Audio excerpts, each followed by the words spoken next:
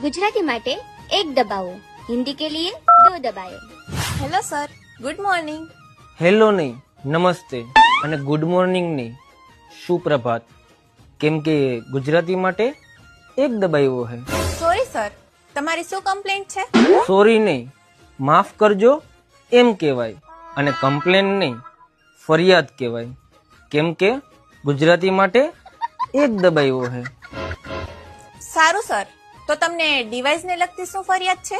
Device નહીં, ઉપકરણ કહેવાય. કેમ કે ગુજરાતી માટે એક દબાવ્યો હે. હું સમજી ગઈ સર તમારી ફરિયાદને.